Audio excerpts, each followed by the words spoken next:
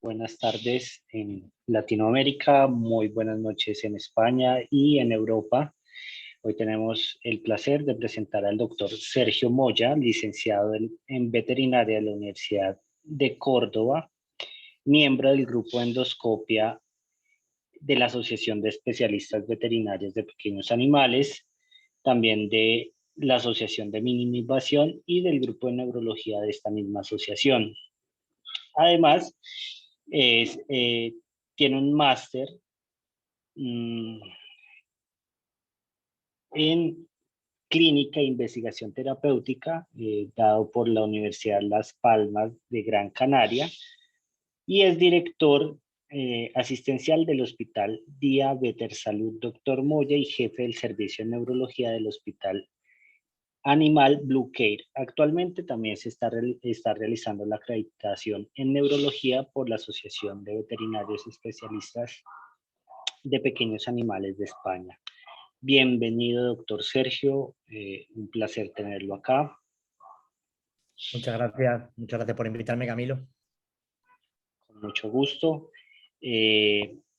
Yo tenía una pregunta. ¿Quiere que le hagamos las preguntas durante la charla o al final? Está bien, normalmente al final se responden todas las preguntas, pero... Como la audiencia quiera, pero yo a lo mejor creo que es mejor que hable con todos los slides que hay y al final de la ponencia pues hacemos las preguntas. Listo, perfecto. Entonces ya ¿Se nos me puede escucha bien? compartir la pantalla. Sí, se le escucha muy bien. Perfecto. Pues cuando usted me diga, yo empiezo, Camilo. Ya está. Muy bien.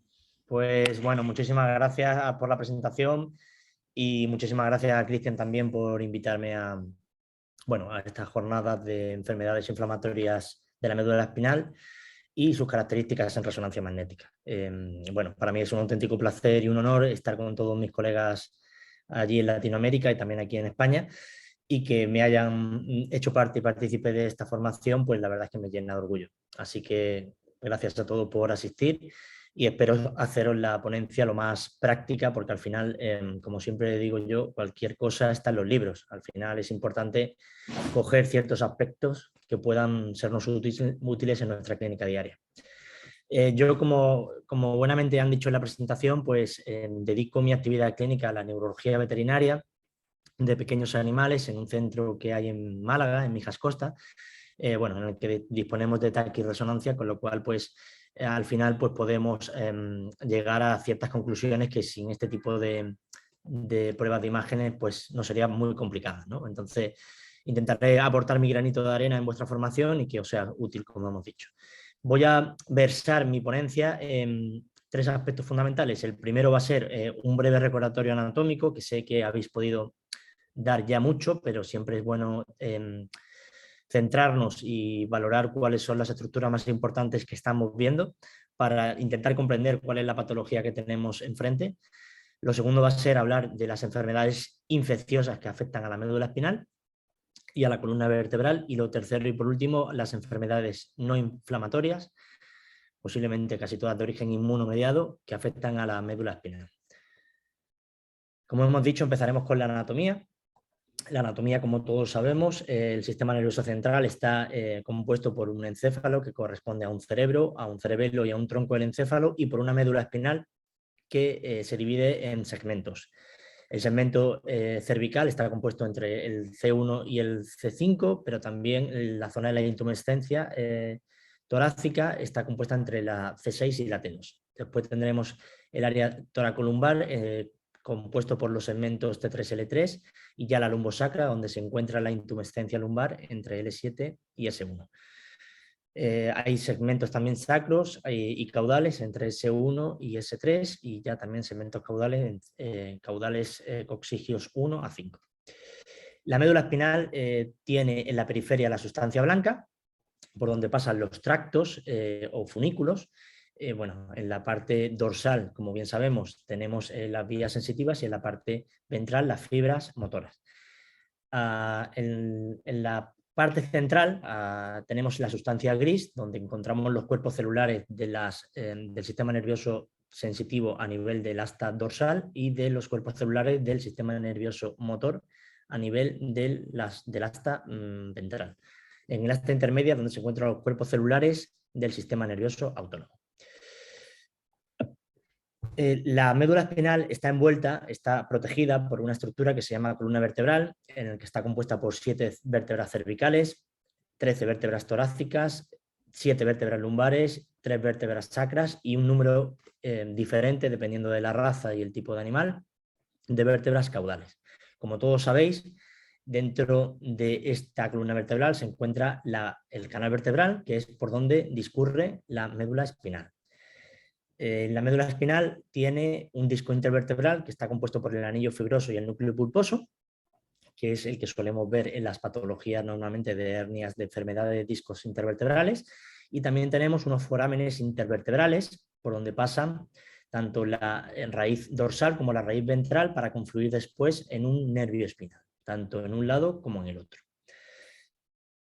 También tenéis que valorar la disposición del sistema arterial y venoso, que puede también ser signo de distintas anomalías o alteraciones que podemos ver en resonancia magnética. El sistema arterial está compuesta por la arteria radicular dorsal y por la arteria radicular ventral, que confluyen, al igual que el nervio espinal, en una arteria espinal. A su vez, conforman las arterias radiales que van a inervar por anastomosis toda la parte del interior de la médula espinal. Y la parte venosa confluyen a nivel del plexo venoso, de los senos venosos que vemos normalmente cuando hacemos cirugías de tipo, como hemilaminectomías, que suelen tener problemas de sangrado, y están compuestas por las venas intervertebrales y por las venas basivertebrales. Se encargan unas salen del foramen intervertebral y las otras a través del cuerpo vertebral, ¿vale? Ellas confluyen en el seno venoso y es la que podemos ver y destacar como posibles alteraciones a nivel de la médula, de la resonancia magnética. Lo que veis en el vídeo pues, es un corte de una necropsia en el que hemos visto el recorrido de la médula espinal a través del canal vertebral. Y aquí vemos pues, los segmentos diferentes en un corte sagital, en un corte transversal, y cómo se quedaría la médula con los distintos nervios espinales. Bien, pues dependiendo de la región de la médula espinal que esté afectada, pues vamos a tener una lesión a nivel de C1-C5, en el que va a dar una sintomatología, pues normalmente de hiperestesia cervical. Va a tener los reflejos medulares aumentados o normales en las 4 extremidades. Las reacciones posturales las vamos a encontrar normalmente disminuidas, retrasadas o ausentes. Y vamos a tener un cuadro de tetraparesia, tetraplegia o hemiparesia, dependiendo de si tenemos una lateralización de la lesión. La diferencia con respecto al segmento C6-T2 es que los reflejos de las extremidades anteriores van a estar disminuidos. Por lo demás, todo va a ser exactamente igual. A nivel del segmento T3-L3, pues las extremidades anteriores tendrán unos reflejos medulares normales y estarán aumentados en las extremidades posteriores, y las reacciones posturales igual, estarán normales en las anteriores y disminuidas o retrasadas en las posteriores. Igual, aquí encontraremos un concepto de paraparesia o paraplegia, dependiendo de la lateralización, dependiendo del grado de afectación y el grado de capacidad de movimiento que tiene el paciente de las extremidades posteriores. Cuando ya nos vamos a un segmento más caudal, en L4, L6, donde se encuentra la intumescencia, pues al igual que pasaba con C6-T2, aquí lo que vamos a valorar es una disminución de los reflejos de las extremidades posteriores, siendo normales las reacciones posturales y los reflejos medulares de las extremidades anteriores. Igual, el término de capacidad ambulatoria va a estar disminuido con paresia o plegia, dependiendo del grado y severidad de esta afección. Y cuando ya nos vamos a segmentos L7-S1, pues normalmente vamos a encontrar disminuidos el reflejo perianal y normalmente vamos a tener también normalidad en las relaciones posteriores, tanto de las extremidades anteriores, pero posiblemente en las extremidades posteriores sí haya afectación por alteraciones de nervios sensitivos que llevan inputs propioceptivos que pueden alterar este examen neurológico. Y también muy característico es que tengamos incontinencia. Bien, vamos a empezar con las enfermedades infecciosas. Entre ellas vamos a estudiar la discospondilitis, vamos a estudiar el empiema, vamos a ver un breve repaso de lo que sería la osteomielitis vertebral, simplemente una puntualización, y después vamos a centrarnos en las meningomielitis, tanto de origen vírico, bacteriano, por protozoos, por infecciones de hongos, fúngicas y parasitarias. Bien, la primera de ellas es la discospondilitis, que como todos sabéis es una infección de origen bacteriano que afecta al disco intervertebral y a las epífisis distales de dos vértebras que se encuentran unidas, que se encuentran contiguas. Esta afectación puede localizarse a nivel torácico, a nivel lumbar, a nivel lumbosacro, incluso, como en este caso que veis, a nivel cervical. Normalmente las alteraciones cervicales pueden manifestarse con cabeza gacha y signos de, como hemos dicho antes, de tetraparesia. Suele afectar a razas grandes entre 4 años y 9 años y suelen ser más predisponentes los machos que las hembras. Los signos clínicos son muy característicos. Suelen tener dolor, suelen tener fiebre y alteraciones de la capacidad ambulatoria, como hemos dicho antes. Los agentes etiológicos más normales son los estafilococos, los estreptococos, la brucelosis y la Escherichia coli. Esta afectación de la epífisis y del disco intervertebral suele ser por una diseminación hematógena. Normalmente el hallazgo más característico es la infección del tracto urinario, que por vía hematógena, como hemos dicho antes, puede producir un foco infeccioso a nivel del disco intervertebral. Pero también se pueden dar casos como, por ejemplo, una parodontitis en la boca o una endocardiosis en el corazón o incluso problemas de pioderma en la piel que puedan también afectar y producir una diseminación hematógena y localizarse en el disco. Incluso lo solemos ver también a raíz de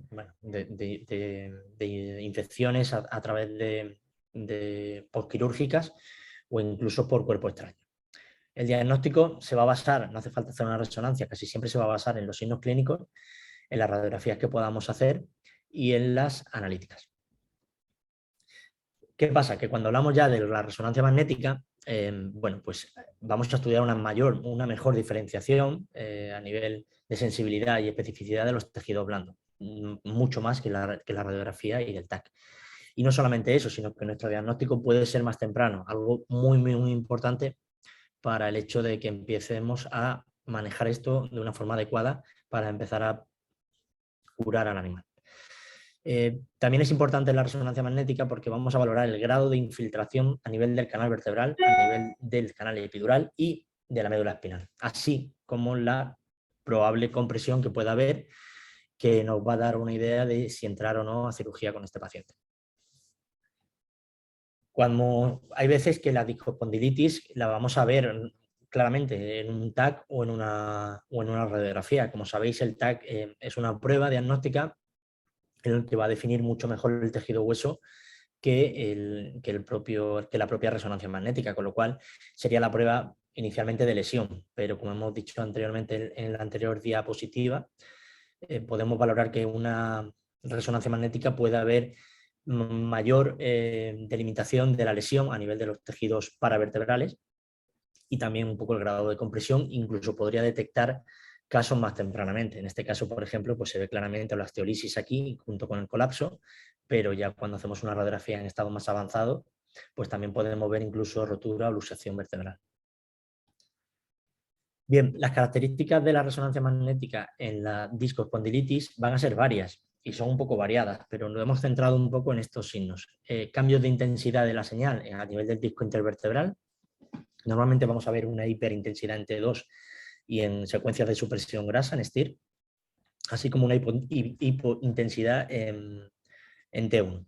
A nivel de las epífisis vertebrales, normalmente lo que veremos es una estructura a nivel del cuerpo vertebral hipointensa en T2, es lo que marca un poco la esclerosis y lo que solemos ver también cuando vemos procesos osteodegenerativos, ¿vale? Cuando vemos a espondilosis deformante, por ejemplo.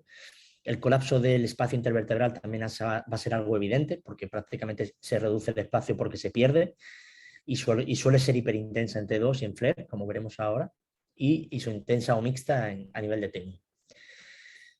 Podemos también valorar cambios en la intensidad de señal de los tejidos paravertebrales. Normalmente lo que veremos es hiperintensidad en T2 y STIR y isointensidad en tejidos T1, en secuencias T1. Y la captación de contraste va a ser un poco heterogénea. Normalmente lo vamos a ver en el disco intervertebral y en el tejido paravertebral. La erosión de las epífisis distales, lo hemos dicho antes, es lo que marca un poco la pérdida de definición cortical, y esto al final lo que nos hace es estos cambios que pueden desarrollarse como hipointensos en T2, ¿vale?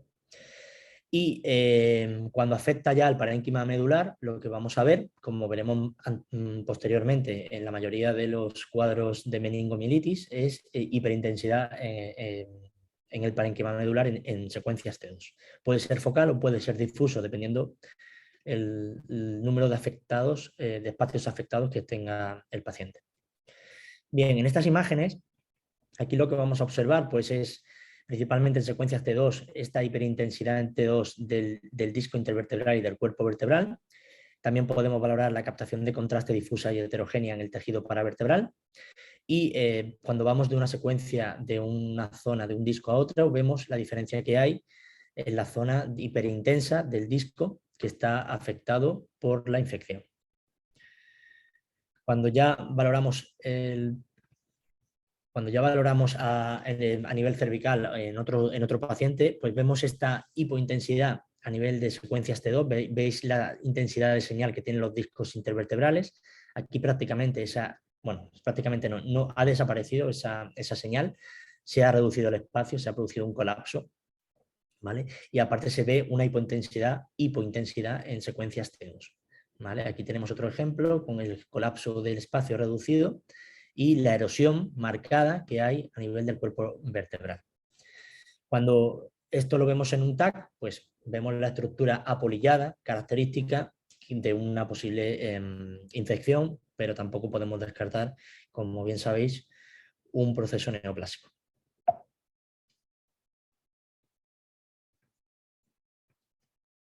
Bien, el empiema, por el contrario, es un acúmulo de material de pus en el canal vertebral y en el espacio epidural.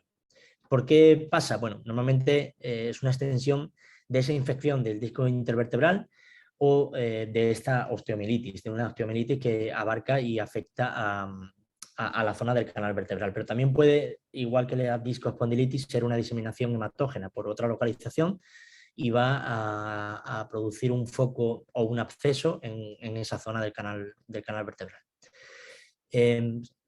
Suelen ser frecuentes, o sea, suelen ser poco frecuentes, pero normalmente cuando lo vemos suelen ser pues por diseminaciones o por focos de infección a raíz de una intervención o una cirugía espinal.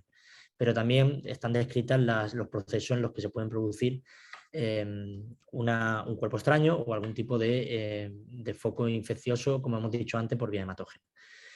Se considera una urgencia neurológica porque el hecho de abrir, como veis en la foto de arriba, drenar, limpiar, tiene muy buen pronóstico, sobre todo en gatos, pero cuanto antes se haga, pues más vamos a poder solucionar el problema lo antes posible, ¿no? Entonces, la cirugía es el planteamiento terapéutico fundamental y correcto para este caso.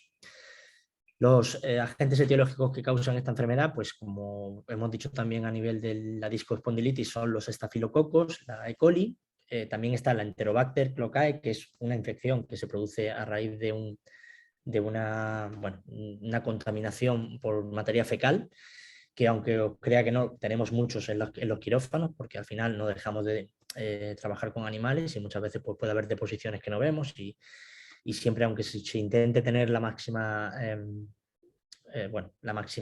asepsia posible, pues puede haber consecuencias de una mala asepsia, ¿no? Y se considera que la resonancia magnética es la prueba gold estándar para, evidentemente, llegar a ver este empiema, como veremos posteriormente en las fotos que os voy a enseñar. Evidentemente, mielografías como las que estáis viendo ahí, pues pueden también dar una idea de por dónde puede ir también el foco cuando se pierde el contraste, por el edema que se produce y también, bueno, pues un TAC podría ser diagnóstico también para estos casos, ¿no? Normalmente vamos a ver lesiones también osteolíticas en el hueso que nos pueden dar una idea de este problema. Bien. ¿Qué vamos a ver en el empiema? Bueno, pues en el empiema normalmente lo que vamos a tener es una lesión hiperintensa o mixta en T2, también en T2 y en FLAIR, y suele ser hipointensa en T1. El contraste, que es lo más característico del empiema, va a ser en anillo, con el fondo, perdón, con el centro, va a ser hipointenso. También si tenemos afección del parénquima medular, vamos a tenerlo hiperintenso en T2 y normalmente vamos a ver qué grado de compresión puede haber a nivel, el absceso puede generar a nivel de la médula espinal. Y también, como es característico en la discospondilitis, la hiperintensidad en T2 va a ser característica en los tejidos para espinales. Bien, estos son papers que os pongo aquí para que veáis un poco las papers ya que tienen, bueno, esta del 2013, este del 2008, pero en principio son lesiones muy características y que están descritas en los artículos, en diferentes artículos que podéis leerlos y podéis valorarlos vosotros. Bien, en un corte, en un plano sagital, cuando vemos una secuencia T2 como la que vemos arriba a la izquierda, por lo que vamos a ver esta secuencia, este foco, este absceso que va a mostrarse hiperintenso en T2, ¿vale? Y cuando hacemos una secuencia de supresión grasa o incluso un FLAIR de una atenuación de fluidos para reducir el fluido patológico, lo que vamos a ver también es una hiperintensidad. Cuando esto lo vemos en secuencias T1, pues esta hiperintensidad va a ser isointensidad, no vamos a ver líneas que marquen la lesión, pero sí que vamos a diferenciarlos cuando metamos un contraste gadolíneo y lo que veamos es este realce en anillo que va a marcar el acceso con el centro de la lesión hipointenso. En planos transversales, pues igual, veréis que hay pérdida de la cortical aquí, del hueso del arco dorsal de la vértebra, pero realmente lo vemos de una intensidad isointensa, para que nos entendamos. Cuando esto lo vemos en una secuencia T2, claramente vemos la intensidad, cómo brilla la intensidad de señal en esta secuencia, y cuando añadimos contraste, pues igual, vemos muy marcado toda la zona del absceso con el foco o la lesión, el centro de la lesión hipointenso. Bien, en la osteomielitis vertebral va a ser muy parecida principalmente a los hallazgos y las características que hemos visto en la discospondilitis, solamente que tenemos que pensar que lo que está afectado es el cuerpo vertebral, ¿vale? Entonces, la osteomielitis, evidentemente, vamos a tener la resonancia magnética, es una prueba que nos va a ayudar mucho, pero probablemente un TAC en esta ocasión nos ayudaría también igual, con un tiempo de anestesia mucho más corto y también con una sensibilidad en el diagnóstico mucho mayor, ¿vale? Con lo cual la resonancia magnética pues es una buena prueba, pero probablemente no es la prueba si estamos buscando ideal, gold estándar, si estamos buscando lo que es una lesión ósea per se. Aún así, tenemos descrito distintos papers que se observan las lesiones en resonancia magnética. Pueden ser de origen bacteriano o de origen fúngico. Y bueno, evidentemente cuando vemos una osteomielitis pues puede ser por una contaminación quirúrgica, puede ser por un trauma, puede ser por una extensión de una infección de otro tejido, de otra localización, o estas diseminaciones hematógenas que hemos comentado antes. Y de origen fúngico, pues bueno, la diseminación hematógena son las más características y la aspergilosis es bueno, la más común, ¿vale? ¿Qué es lo que vemos en resonancia magnética? Pues, como hemos dicho antes, hipointensidad en T2 es lo más característico. Normalmente también se encuentra en T1. La intensidad de la señal va a ser algo diferente a lo que sería en el cuerpo vertebral, a lo que sería un cuerpo vertebral o un hueso sano. Y la captación de contraste va a ser heterogénea. También podemos encontrarle un realce en anillo, pero también podemos tener una captación tanto homogénea como heterogénea, dependiendo un poquito de las trabéculas y las afectaciones de los distintos tejidos que tenga a ese nivel.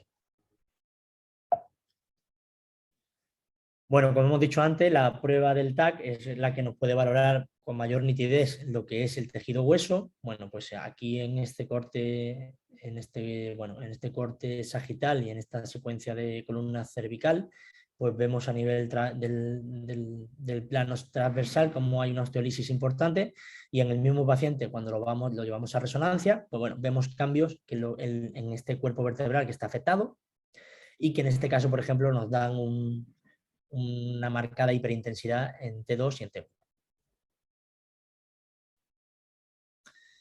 Bien, y ya pasamos a las meningomielitis infecciosas, ¿vale? Son aquellas que afectan al parénquima medular y a las meninges. No lo hemos dicho antes a nivel de la anatomía, pero también es importante destacar los términos meningitis, mielitis, meningomielitis y meningoencefalomielitis. Básicamente, cuando nos referimos al término meningitis, nos estamos refiriendo probablemente cuando hablamos con nuestros clientes o cuando estamos dando una explicación en una ponencia, nos referimos al término meningitis o meningomielitis cuando queremos referirnos a lo mismo, pero si somos claros en nuestra forma de explicarnos, una meningitis sería una afección o una afectación de las meninges.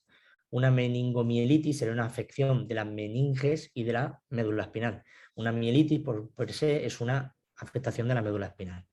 Y una meningoencefalomielitis es una afectación tanto de las meninges, médula espinal y encéfalo. Bueno, esto es un breve recordatorio que se me ha olvidado decirlo en la parte de anatomía. Bueno, las infecciosas, como estáis viendo en la tabla, resume un poco todo lo que podemos tener a nivel de la médula espinal y que puede dar lugar a bueno, a infección, bueno, a esta meningomielitis, ¿no? Entonces, las bacterianas, que lo hemos dicho ya antes, pero también afectan solamente a la zona de la médula espinal. Las víricas que veremos, el moquillo en el perro es la clásica y la peritonitis infecciosa en el gato, lo mismo, la clásica. Y las fúngicas, pues el criptococo y el aspergillus son los más normales, los más clásicos, aunque suelen ser patologías muy raras de encontrar. Dentro de los protozoos, la leishmaniosis aquí en España pues es bastante común. No es común verla, como veremos dentro de unas diapos, como causa de la meningitis o la meningomielitis, pero sí es común como una reacción inmunomediada debido a la presencia del parásito en el cuerpo del paciente. También vemos casos de erliquiosis o de riquecias. No sé allí en Latinoamérica cómo estáis con estos temas de protozoos o de riquezia, me imagino que igual de mal que en España, pero bueno, solemos verlos bastantes. Y los parásitos, pues también, normalmente lo que vemos son la migración de la larva, que es la que puede producir lesiones focales a nivel de la médula espinal. Y algas, pues también está descrita como la prototeca en distintos papers. Los signos clínicos como de cualquier infección prácticamente, pero bueno, síndromes febriles, dolor y signos de mielopatía dependiendo de si la lesión es focal, multifocal y dependiendo qué parte de la médula espinal es la que está afectada. Bien, cuando hablamos de las características que vemos en una resonancia magnética en un proceso infeccioso que afecta a la médula espinal, tanto infecciosas como inflamatorias, casi siempre van a ser las mismas. O sea, lo que tenéis que pensar que nosotros no estamos viendo, bueno, no me parece que al final ver una resonancia sin conocer el caso clínico y sin tener más datos puedan ser concluyentes, porque al final casi todas las infecciones o las inflamaciones que afectan a la médula espinal van a tener unas características similares, ¿vale? Es muy importante y por eso los radiólogos lo piden así, que cuanto más extensa sea la historia clínica y la reseña del paciente, mucha más información van a poder tener para poder sacar unas conclusiones más certeras. No es lo mismo que estemos viendo una hiperintensidad con captación de contraste en un perro de 14 años, que puede ser compatible con un tumor, o una lesión en un paciente de 1 año con fiebre y que pueda ser producido, por ejemplo, por una infección o por un proceso inmunomediado, ¿no? Esto lo digo como salvedad y que los distintos estudios que hay, como este que estáis viendo, de Masciarelli. Bueno, este creo que recordar que es del año 2017. Bueno, no lo veo por aquí, pero creo que es del año 2016, perdón. Al final lo que nos viene a decir es que la resonancia magnética tiene una alta sensibilidad y especificidad para el diagnóstico de enfermedades neoplásicas. Hablamos intradurales, normalmente no intramedulares, sino intradurales. Este aumento de sensibilidad y especificidad puede aumentar si conocemos el caso clínico. Si no lo conocemos, se nos pueden pasar cosas. O sea, los radiólogos pueden cometer el error diagnóstico por no conocer posiblemente todo lo que es el conjunto de la información del caso clínico que pueda ayudar a sacar unas conclusiones. Y realmente la resonancia para lesiones intradurales es muy poco sensible y muy poco específica para problemas vasculares. Todo lo contrario pasa cuando esto lo vemos en lesiones intramedulares. Bien, las características de esta resonancia magnética en procesos inflamatorios pues van a ser áreas irregulares que normalmente van a ser hiperintensas en T2, iso o hipointensas en T1. La captación de contraste va a ser variable, veremos que hay casos que sí captan y otros que no. Y estos músculos, o sea, perdona, los músculos paraespinales a nivel de la región cervical y a nivel muchas veces también de la región toracolumbar, pues pueden ser también hiperintensos en secuencias T2 y en secuencias de supresión grasa en estilo. Y suelen ser también bilaterales en esta zona, en estos músculos paraespinales, pero normalmente no tienen por qué captar en los dos lados iguales. Y esto es muy importante que no nos equivoquemos y no nos confundamos con otro tipo de patologías que podemos ver en la médula espinal y que también pueden dar hiperintensidad en T2. Las imágenes que estáis viendo arriba, estos son resonancias de bajo campo, pero vemos una ausencia de señal en el disco intervertebral y una zona hiperintensa que está en plano sagital recorriendo pues, bueno, en 2-3 espacios vertebrales, que lo que nos está indicando es una lesión por una extrusión aguda de núcleo pulposo, pero no es compresiva. Y en la parte de abajo es un paciente boxer de ya una edad y lo que vemos es una lesión hiperintensa. Esto es una secuencia T1 post-contraste. Lo que vemos es este realce, esta captación de contraste que es compatible. En este caso era un glioma. Pero pueden confundirnos, como hemos dicho antes, con lesiones focales intramedulares de tipo infeccioso.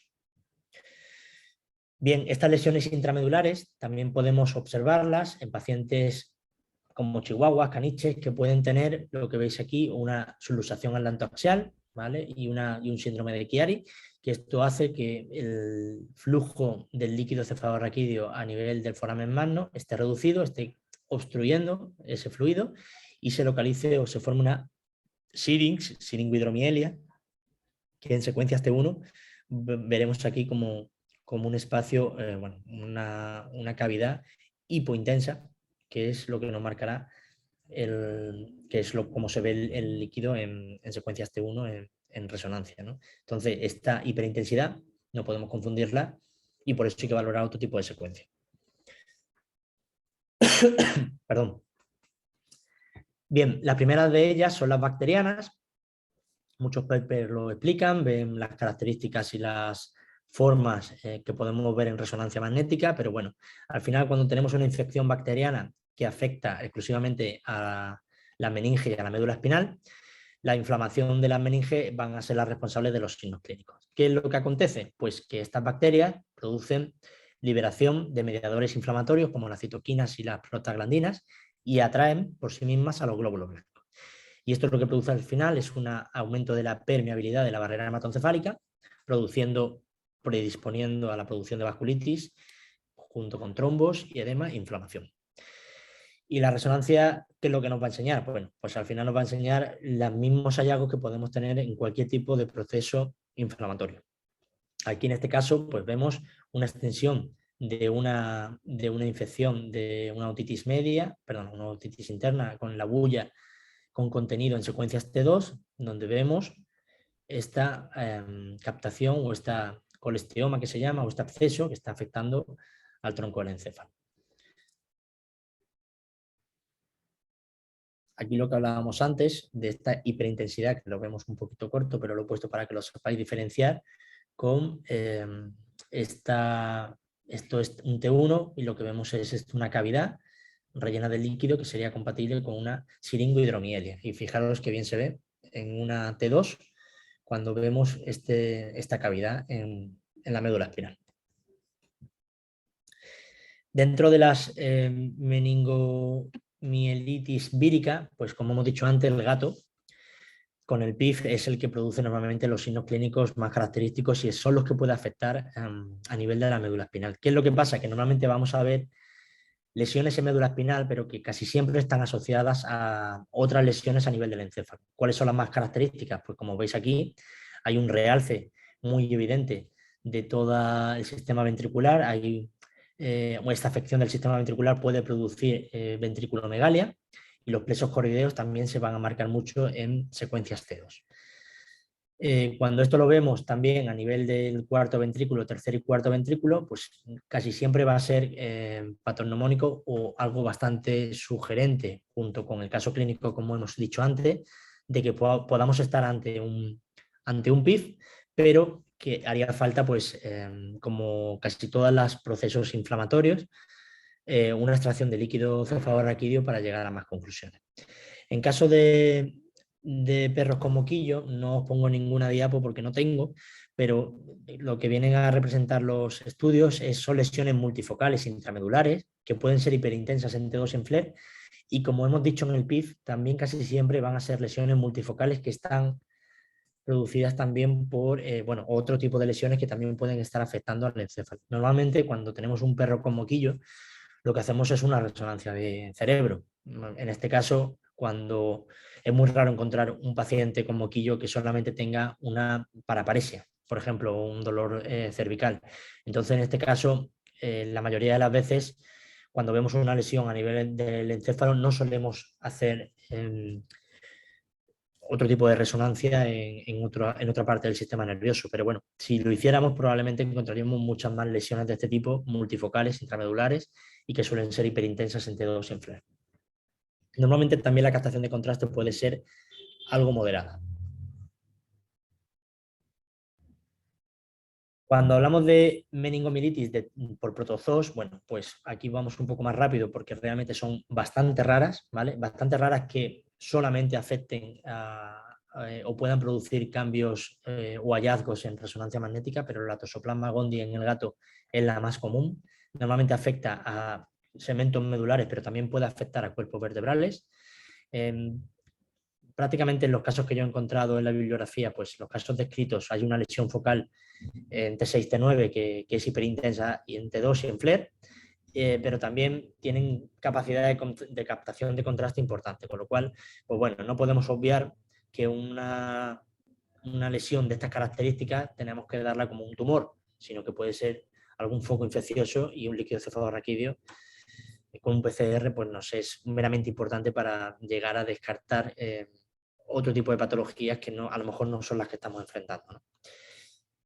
Cuando se afecta a la médula espinal, al final vamos a tener destrucción de tejido, vamos a tener una malacia en la sustancia gris y en la sustancia blanca, y normalmente cuando hacemos histopatología vamos a ver infiltrados inflamatorios perivasculares, que son muy característicos también de las meningoencefalitis granulomatosas, así como una pleocitosis mononuclear. Normalmente vamos a ver un 100% de linfocitos. La neosporosis, en cambio, es más común en el perro. También suelen provocar un cuadro sistémico. La Neospora caninum es la clásica y puede afectar tanto al sistema nervioso periférico como al sistema nervioso central. Normalmente también afecta no solamente a la médula espinal, que podría afectar, pero suelen ser lesiones, suelen ser infecciones que también, como hemos dicho, en el caso de la toxoplasma y en el caso del PIF, pues también afectan conjuntamente al encéfalo, ¿no? En concreto, la atrofia cerebelar suele ser la lesión más característica, lo que solemos ver los surcos muy marcados a nivel del cerebelo. Y las lesiones que vamos a encontrar a nivel de la médula espinal pues van a ser lesiones focales, normalmente intramedulares, y van a estar poco delimitadas. Estas lesiones van a ser hiperintensas en T2 y en FLAIR, iso o hipointensas en T1. Y la captación de contraste casi nunca se va a producir.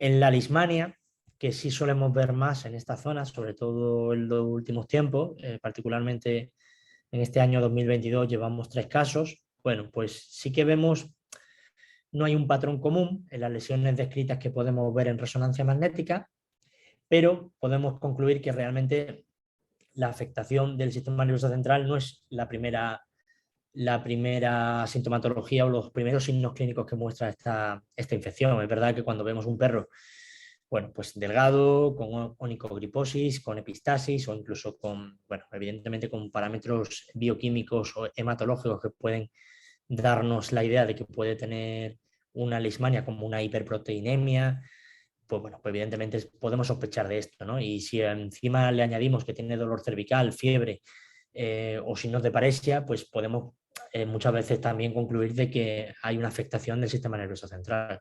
Como hemos dicho antes, la mayoría de los perros que vemos no es que sea leishmania positivo, es que la leishmania es la causante de una reacción inmunitaria aberrante, que es la que produce toda la cascada inflamatoria que produce realmente la inflamación de la médula espinal. Pero he dicho antes, hemos visto y estamos viendo últimamente bastantes casos con una detección positiva del parásito en el líquido cefalorraquídeo. Bien, las lesiones más características, pues como me iréis escuchando en toda la ponencia, pero son muy similares todas en los procesos inflamatorios, pues va a ser una lesión intramedular que normalmente es espinal, a nivel cervical, perdón, una lesión intramedular a nivel cervical y suele ser hiperintensa ante 2. Algo muy característico es que normalmente puede obliterar, puede inhibir la ausencia de señal a nivel de la grasa epidural, como ahora veremos, y puede también tener una hiperintensidad con realce en anillo. Lo que pasa que esto no tiene por qué producirse siempre y puede ser también muy sugerente de otro tipo de patologías, ¿no? En caso que la leishmania están descrito, por ejemplo, afectación de las meninges, de la médula espinal, a nivel de las raíces también de los nervios espinales, o incluso la formación de granulomas extradurales, ¿vale? Como en el caso del paper que veis descrito aquí en un perro. Cuando vemos esta afección en un perro que tiene signos compatibles con más dolor cervical, más tetraparesia, por ejemplo, y una afección o una neurolocalización del cuello, del segmento medular C1-T2 o C1-C5, pues podemos ver aquí esta hiperintensidad, que puede ser o no algo sugerente o realmente vemos en unas secuencias T1 que realmente no vemos ningún tipo de lesión y suele ser isointenso, ¿no? Cuando ya nos vamos a secuencias o a planos transversales, bueno, pues este plano transversal en esta secuencia que parecía algo sugerente de una inflamación, pues no lo vemos, con lo cual tampoco podemos decir que tenga una afección de la médula espinal, pero sí vemos que hay pérdida de señal a nivel de la grasa epidural. Y cuando añadimos el contraste, pues vemos este pequeño realce en anillo intramedular que puede ser indicativo, según los papers estudiados, de que puede ser un foco, un granuloma de leishmania. Como hemos dicho, esto tiene que ir acompañado de una clínica compatible con leishmania y unos análisis laboratoriales compatibles con leishmania. Cuando ya analizamos el líquido cefalorraquídeo, bueno, pues aquí en la imagen de la izquierda lo que veis es un macrófago con amastigotes y lo vemos aquí con muchísima claridad, ¿vale? Pero esto está en un ganglio linfático, en una aspiración por aguja fina en el ganglio linfático popliteo, y si hacemos una biología molecular, si hacemos PCRs del líquido cefalorraquídeo analizado en este paciente, pues vemos que hay una positividad en la presencia de leishmania en este líquido cefalorraquídeo, ¿vale? Con lo cual, bueno, hallazgos clínica, análisis laboratoriales, resonancia magnética y por último PCR positivos, al final concluyen en leishmania. Bien, la fúngica, pues bueno, dentro de vamos a hablar de dos simplemente y muy rápidamente, la criptococosis, normalmente descrita por el Cryptococcus neoformans, ¿vale? Varios papers descritos y sus hallazgos en resonancia magnética.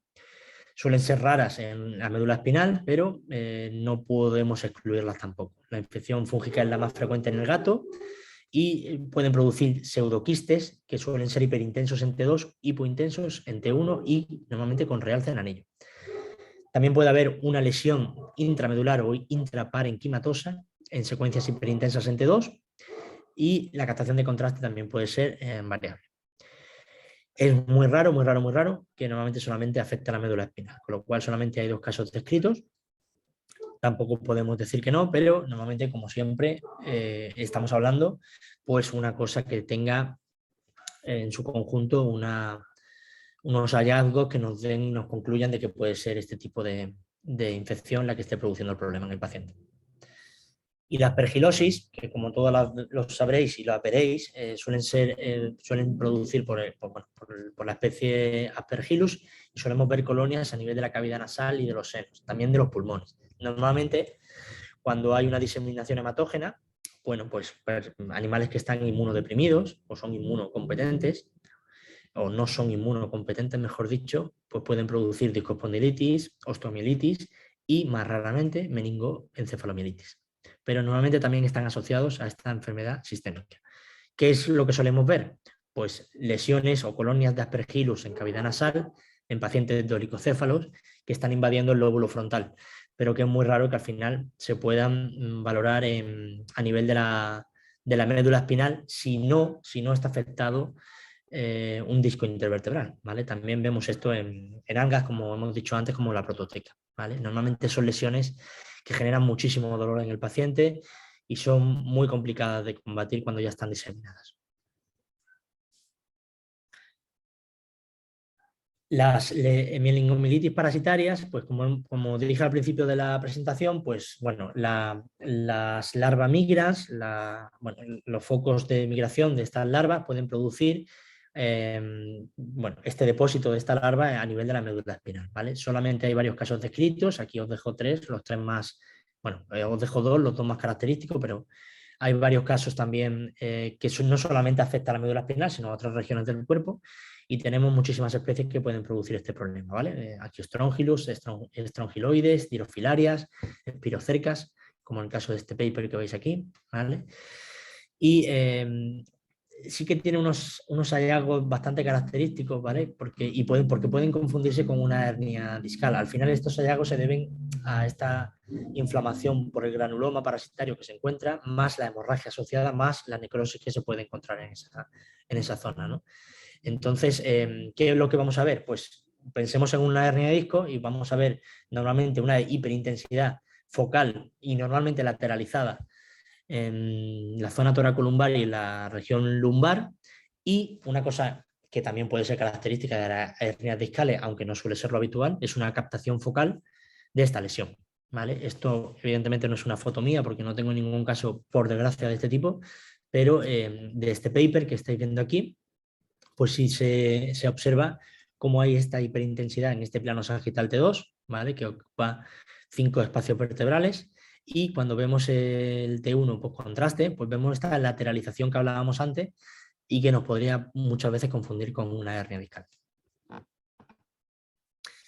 Que sí vemos, pues vemos lesiones parasitarias con características muy definidas a nivel del encéfalo en quistes hidatídicos, por ejemplo. No vemos muchos, pero sí tenemos pacientes que no están en un entorno urbano, sino en un entorno de campo o al aire libre, en el que pueden haber ingerido helmintos que al final producen estos quistes que estamos viendo que pueden producir un edema, una lesión hiperintensa en T2, con un edema importante y que cuando al final hacemos contraste, pues definimos un poquito más la lesión y que podemos también valorar como una posibilidad diagnóstica en una resonancia magnética.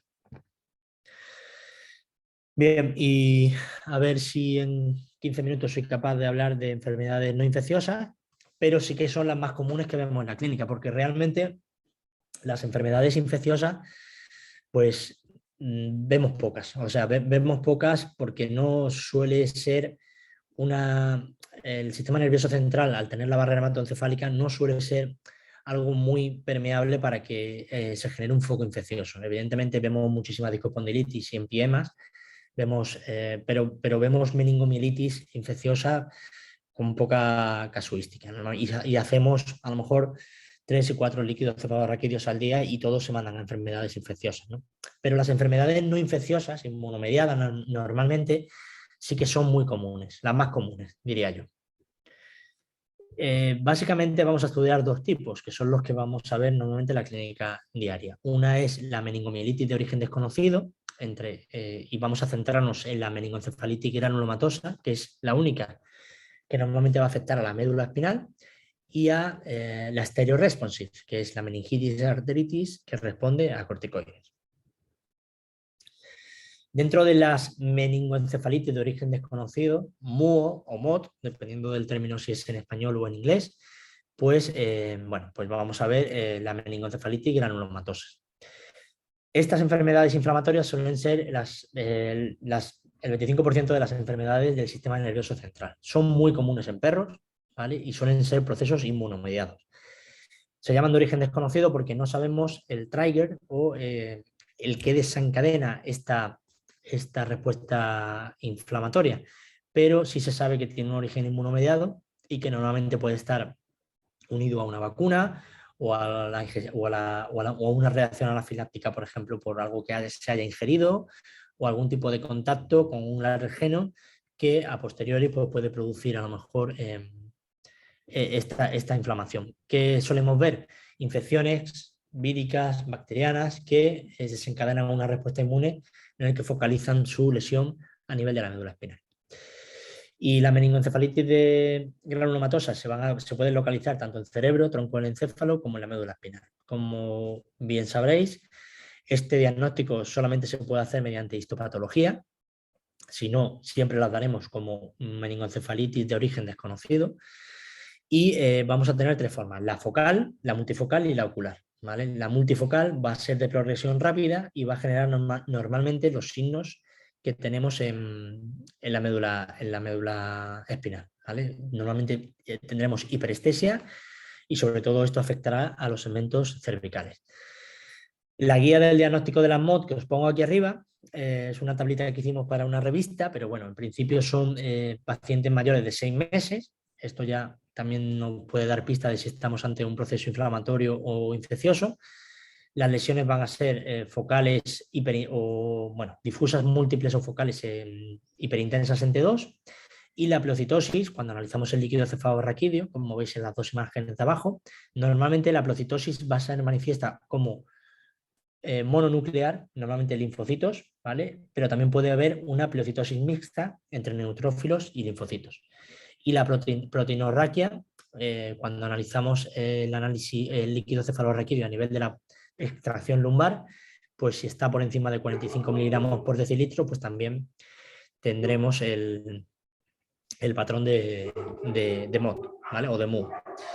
El test de enfermedades infecciosas o los PCR que hagamos van a ser negativos, ¿vale? Entonces con eso concluiremos en el diagnóstico de una meningoencefalitis de origen desconocido. Si ya hacemos biopsia, pues valoraremos la histopatología.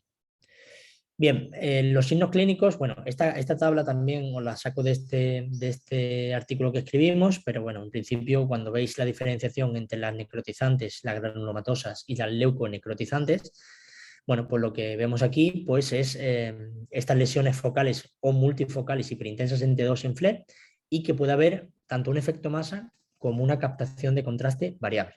Casi siempre son similares en los otros dos, ¿vale? Lo que pasa es que en las necrotizantes suele haber unas cavidades mucho mayores. La histopatología, bueno, cuando tenemos un infiltrado mononuclear en manguitos perivasculares, es algo bastante sugerente de una meningoencefalitis granulomatosa. La resonancia magnética es la prueba gold estándar que utilizamos casi para todas las inflamaciones del sistema nervioso central, pero evidentemente también para la meningoencefalitis de origen desconocido. Aún así, no hay que tener presente que un 25% de los casos de MOD, pues también con que pueden tener pleocitosis en el líquido cefalorraquídeo y pueden ser sugerentes de meningitis, no tienen por qué tener lesiones estructurales a nivel de la médula espinal o del encéfalo, con lo cual podemos ver un paciente normal, que no, la resonancia magnética podemos concluir de que no se observan anomalías estructurales que justifiquen la clínica del paciente, pero el líquido cefalorraquídeo nos va a dar el diagnóstico, sobre todo el descarte de enfermedades infecciosas, ¿no? Bueno, los hallazgos que se pueden describir en los distintos papers pues están descritos, pero al final son lesiones muy, muy parecidas a cualquier tipo de proceso inflamatorio a nivel de la médula espinal. Esto es un trabajo que hicimos para el Congreso Europeo de Neurología del año 2019, quiero recordar, y en principio, bueno, aquí lo que vimos es cuáles son los patrones más comunes de las meningoencefalitis de origen desconocido. Al final se estudiaron 78 pacientes y en ellos lo más indicativo era que el segmento medular más afectado era el C1-C5, la lesión más característica en resonancia magnética era la hiperintensidad en T2 y que la pleocitosis mononuclear era lo más observado en la mayoría de los pacientes, en todos los pacientes analizados. De estos 78 pacientes, pues 3 fueron positivos a Leishmania. Bien, esto es un breve cuadro de un recordatorio de cómo se llega a ese diagnóstico y los tratamientos que podemos emplear para también empezar ya a utilizar el manejo de la curación de este paciente o del mantenimiento en el que se producen este tipo de lesiones. Como siempre digo yo, las meningoencefalitis de origen desconocido son, al ser de origen desconocido y al ser procesos inmunomediados, son de pronóstico reservado, incluso reservado grave. Pero bueno, hay unas probabilidades también de curación, siempre y cuando, pues, según los papers, no haya una recaída, no haya una recidiva de los signos clínicos en los primeros 3 meses y pasados unos 6 meses no haya estas hiperintensidades hayan desaparecido en el estudio de la resonancia. Bueno, pues no son signos, los patrones no son específicos, pero la hiperintensidad en T2 y en FLAIR y la isointensidad o hipointensidad en T1 es lo más característico. La captación de contraste puede ser variable y podemos valorar el edema perilesional, que también puede ser sugerente de otro tipo de lesiones, como por ejemplo un traumatismo, si no tuviéramos una historia clínica definida. Bueno, aquí vemos una ligera hiperintensidad. Esto es en T1. En T2 lo vemos mucho más claro, como abarca 3 y 4 espacios vertebrales, ¿vale? Esta es la C4. Cuando hacemos un corte, cuando hacemos un plano transversal, pues vemos esta hiperintensidad, que muchas veces tenemos que intentar diferenciarla de un artefacto que solemos ver también ahí. Bueno, y esto cuando lo vemos y vemos un líquido, un líquido cefalorraquídeo compatible con esto, pues también al final pues concluimos en el diagnóstico de MOD, ¿no? También estas áreas no tienen por qué centrarse tanto en una extensión como la que hemos visto antes de 4 espacios. Podemos tener una lesión más focalizada e incluso lateralizada, ¿vale?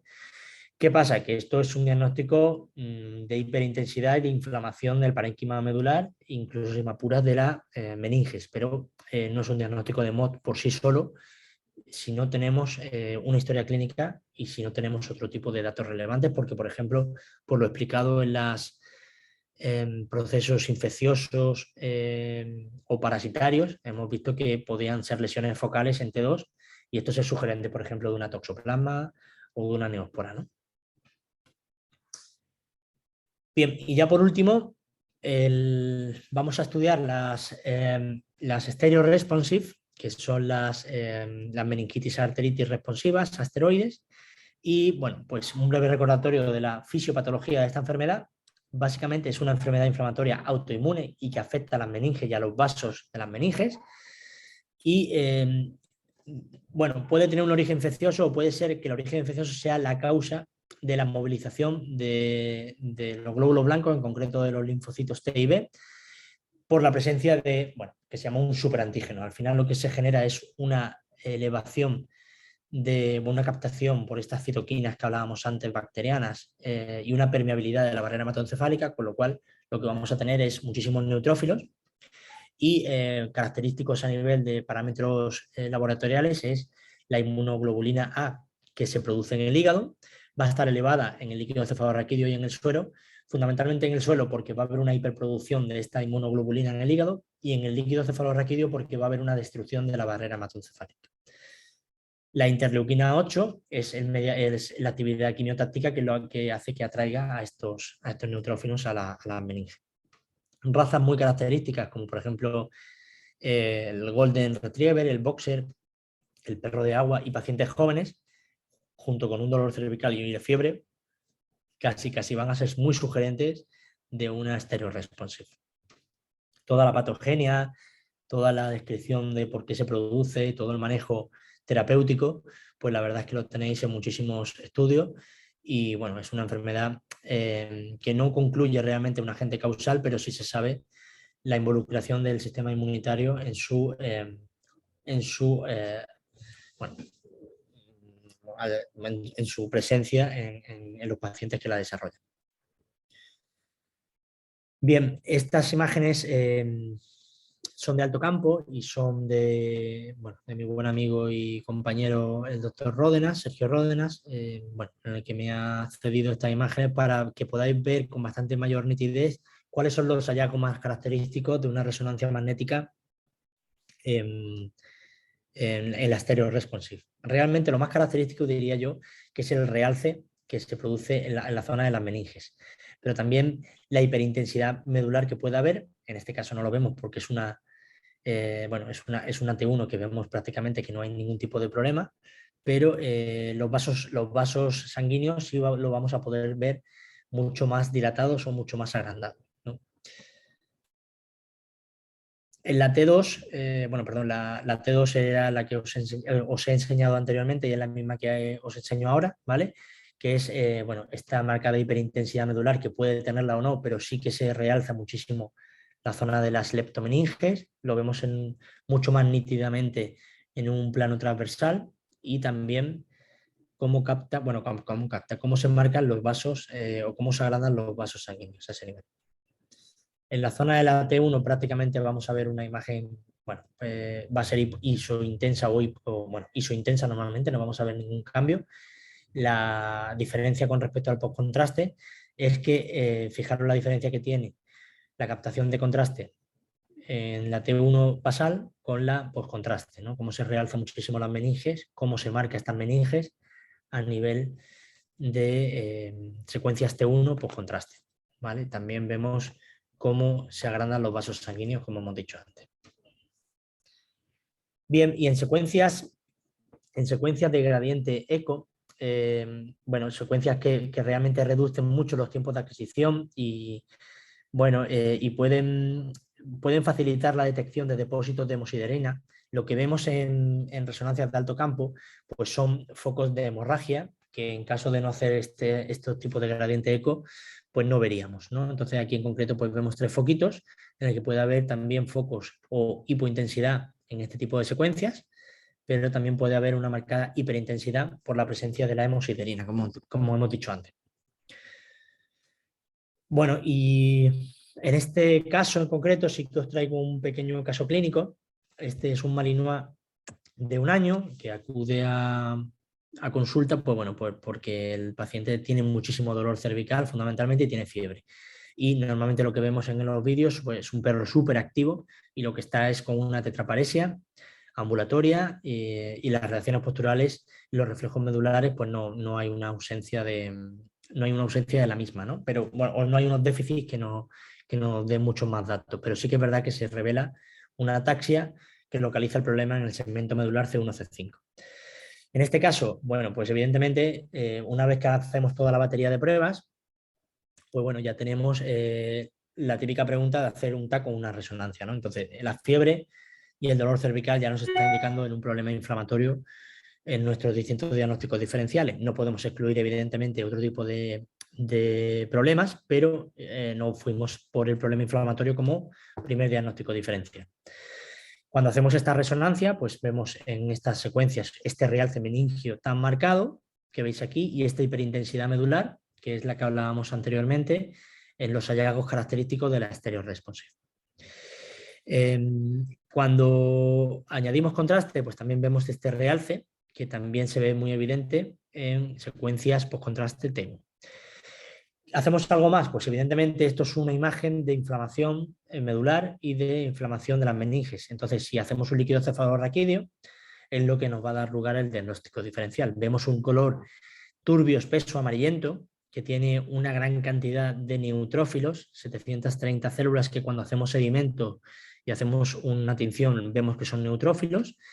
Y también cuando hacemos descarte de enfermedades, cuando hacemos enfermedades infecciosas, pues descartamos pues, otro tipo de patologías infecciosas que nos esté provocando esta pleocitosis, ¿no? O nos esté desarrollando esta pleocitosis. Con lo cual, signos clínicos, resonancia magnética y hallazgo de líquido cefalorraquídeo concluyen en una meningitis arteritis responsiva a esteroides. El tratamiento que hay para estos pacientes, pues evidentemente tenemos el manejo inmunosupresor, ¿no? Solemos empezar con prednisona a 4 miligramos kilo cada 12 horas durante 2 días consecutivos y después, durante 2 semanas más, reducimos a la mitad a 2 miligramos kilo.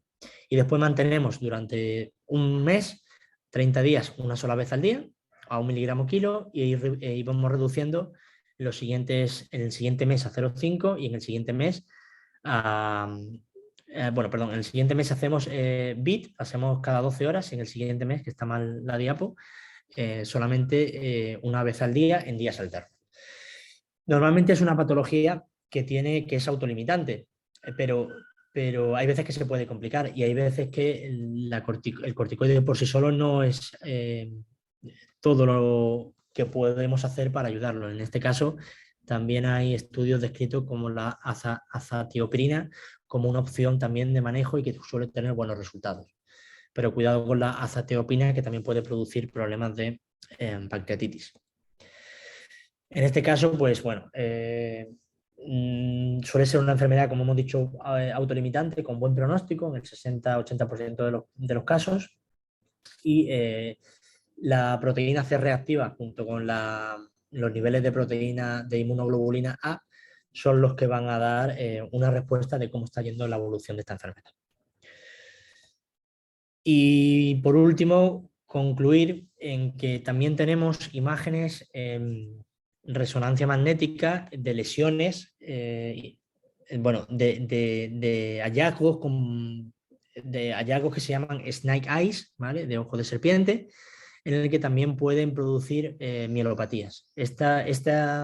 Esto se manifiesta muchas veces con lesiones bilaterales y simétricas en T2 y que pueden ser compatibles con un origen isquémico, con un origen traumático o también con un origen inflamatorio. Aquí describimos en este estudio del mes pasado en un congreso en Zaragoza, en España, en el que, bueno, pues que el snake eye es un proceso, es una imagen muy característica de la médula espinal en resonancia magnética y que puede ser debida a, bueno, como hemos dicho antes, a procesos isquémicos, inflamatorios o traumáticos. Y bueno, todo esto que yo digo, pues evidentemente no me lo invento, alguna cosa puede que sí, pero la mayoría pues suele tener una referencia bibliográfica y ahí la tenéis por si queréis hacer algún tipo de comprobación y valoración al mismo, ¿no? He intentado ser lo más práctico, rápido, dinámico y teórico posible, pero sé que muchas veces puedo ser un poco tostón, así que si ha sido así, me disculpáis. No, Este es muchas gracias. mi teléfono y mi mail para lo que necesitéis. Muchas gracias, doctor. Pues la verdad es que normalmente estos temas son complejos a veces para una hora, pero pues creo que estuvo muy bien, ¿sí? Vamos a esperar si el público tiene alguna pregunta para el doctor y si no, como hemos hecho en ocasiones anteriores, nos hacen llegar las preguntas, porque hay personas que ven por diferido esta charla, nos hacen llegar las preguntas por correo o por WhatsApp y se las hacemos llegar a usted. Pues ¿Listo? encantado Vamos. de responderlas y lo que necesitéis. Muchas gracias. Vamos a esperar a ver si algún participante tiene alguna pregunta para el doctor. Aún así, dejo mi correo, como he dicho antes, y mi número de Ok, teléfono perfecto. por si hay cualquier tipo de problema o alguna explicación que necesiten adicional, pues ningún problema en contactarme. Listo, perfecto, doctor. Muchas gracias de nuevo. Espero que la termine de pasar bien en esta noche que ya está en España. Muchas gracias a los asistentes en Latinoamérica, que pasen buena tarde, en Europa que pasen muy buena noche. Le recordamos a los asistentes nuestra próxima charla, que será el día martes con el doctor Mauricio Tobón, de cuello parte 1 en tomografía, que son glándulas tiroides, paratiroides, esófago y tráquea. De nuevo, muchas gracias al doctor y muchas gracias a ustedes por la asistencia y nos vemos en una próxima ocasión. Muchas gracias. Muchas gracias a vosotros, Camilo. Muchas gracias a usted también y a todos los participantes. Un saludo. Bueno, gracias. Hasta luego. Hasta luego.